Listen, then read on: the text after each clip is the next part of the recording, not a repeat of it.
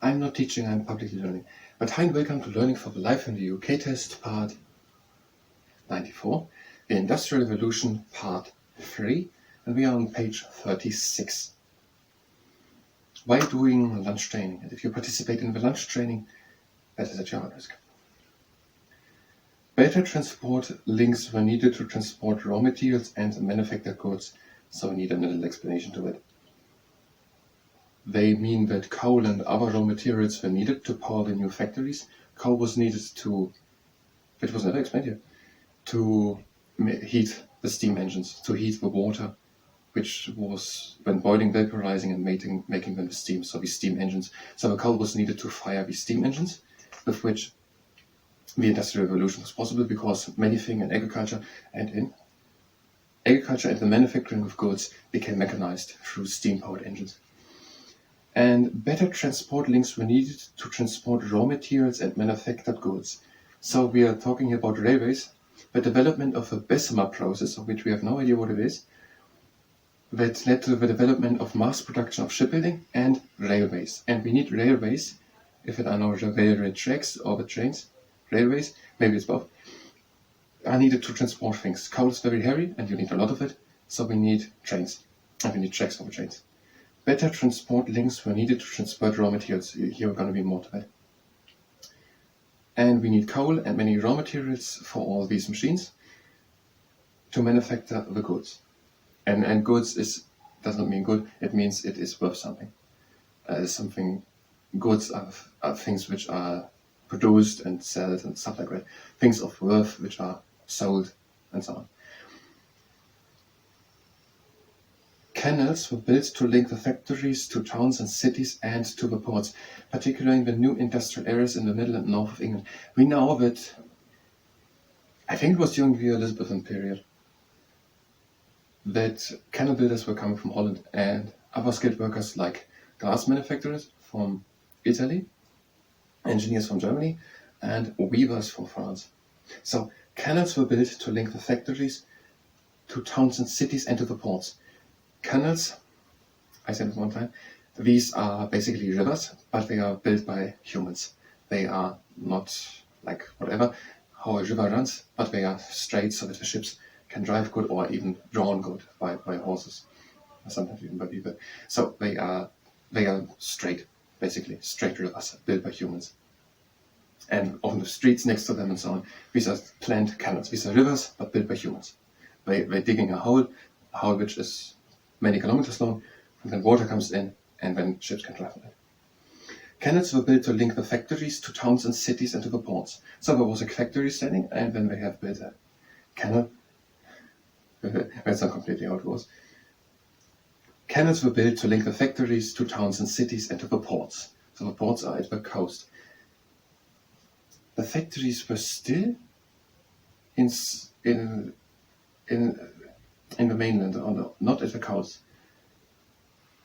Many people came from the countryside to the towns, and the towns were many manufacturing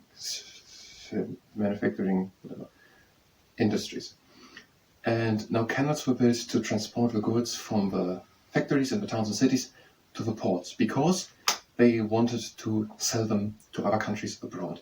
We know that during I think it was the Elizabethan period, there was at least one thing, they started to sell, for example, wool, and England became an important exporter more and more. And during the Elizabethan period, there were explorers searching for seaways to the Spanish colonies in both Americas. Now, and that seems to be connected from the ports. If we get the goods over the canals of ships to the ports,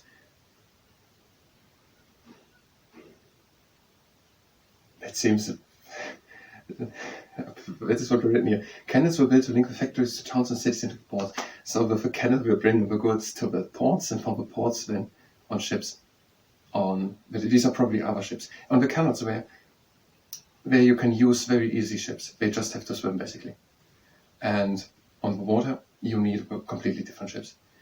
On the canals you don't have to use wind, where you're often drawn these ships or powered through steam engines. And on the open sea where you can't draw them, they had then more and more steam engines, but you can also use then the wind with sails. So they were brought to the ports, and from the ports went on, particularly in the new industrial areas in the middle and north of England. So canals were built. Let's read the whole sentence. Canals were built to link the factories to towns and cities and to the ports, particularly in the new industrial areas in the middle and north of England. So, particularly in the north and middle of England, canals were built to link the factories with the ports, and from the ports then abroad in the whole world. Let's do a bit of the lunch training, which is if you do it at your own risk. We are initiating the warming. Yes, we're warming up. We're doing the trunk igniter. We're breathing in and out. Breathe in and out. Again in and out. Last round. Breathe in and out. Breathe in and close the legs and out. We are gonna do now mostly the lunch training because we need a stretching after it. So we need 7 minutes or something like that for a bit, but when we don't have time left, then I want to hold the book in. And so the first exercise with 6-pack squat squeeze. We're going into quarter squat and we're pressing at the top of the leg against the leg of a lot of effort.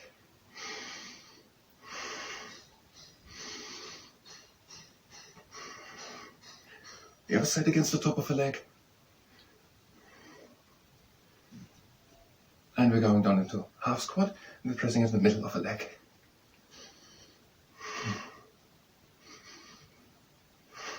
And on the other side at the middle of the leg. And we're going down into 3/4 squat and we're pressing close to the knee.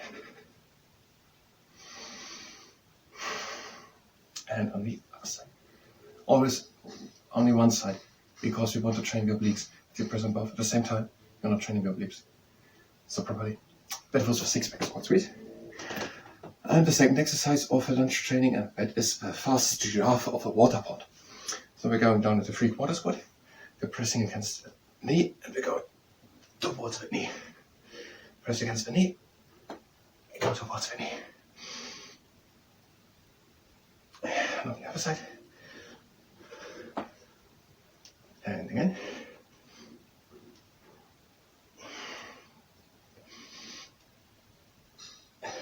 Again.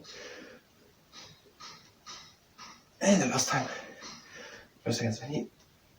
Go towards the knee. And now the propeller. We're going into a full squat. The arms to the outside. We're going down to one side. We press against the leg and look up to the other hand and have a little bend at the elbow.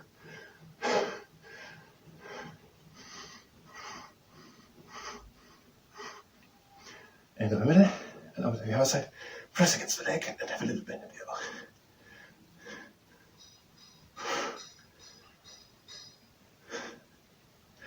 Into the middle, and we're now doing actually lunges. So go into 90-90 lunge, taller with the back, and press against the inside of the knee.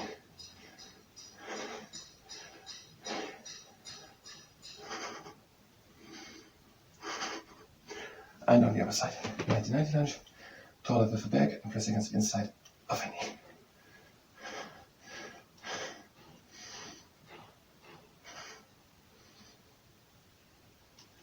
And back to the other side, 135-degree lunge.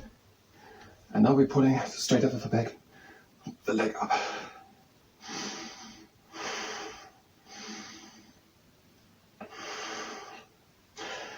And over to the other side, 90-degree, 135-degree lunge, taller with the back, and pulling at the leg.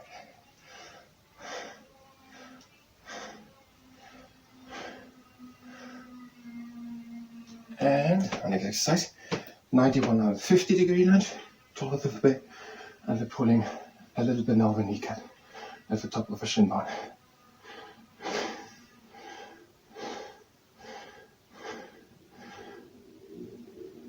And over to the other side, 90-degree, 150-degree lunge, taller with the back, and pull at the top of the shin bone, underneath the knee.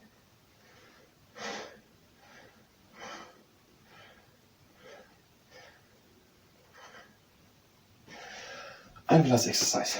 Now into full lunge. Taller with the back, pulling again underneath the knee.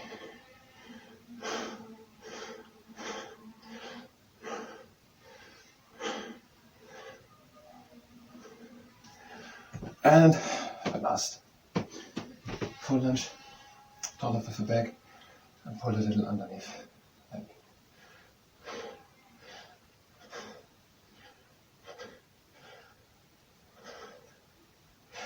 And then with the exercises, now to the stretching.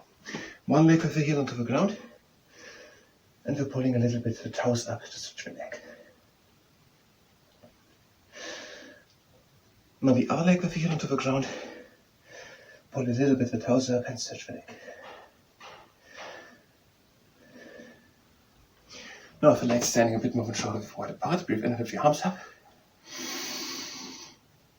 And breathe out, lean back and open the chest to the sky. Breathe again in and come with your arms up. And out and lean again back, the crab in the morning. And breathe in again up. Close the hands, breathe in. And out and lean again back, the reed in the wind. Again in into the middle. Breathe again in. And out and lean again back. And breathe in into the middle. Out the feet. Breathe in. And out, we're doing the down diving. Both. Stretching both legs at a time. Now bend the right leg and stretch only the left leg. Now bring the heel of the left leg to the left and turn the body to the left. Now bring the toes of the left leg to the left and turn the body to the right.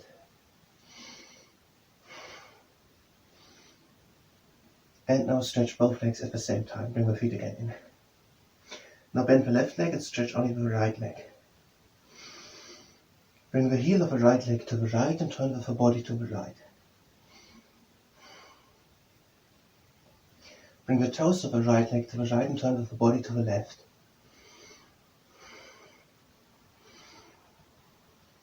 Close the feet and stretch both legs at the same time. Breathe in to the up diving swan. Close the hands and breathe out. And doing just a trunk igniter at the end. Breathing in. And out. Again in. And out. Again in. And out. And we're closing the legs. And out. So the Industrial Revolution. Now first was the phase of the Enlightenment.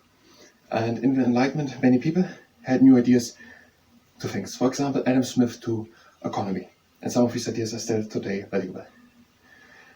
And I think it was David Hume had ideas to the human nature, new ideas. And James Watts to the steam engine.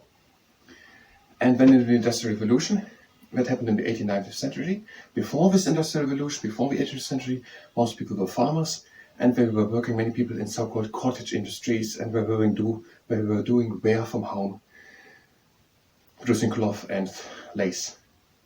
Now the Industrial Revolution happened, and in Britain, as the first country in a large scale of a whole country. And the use of steam engines and the development of them increased the productivity and efficiency.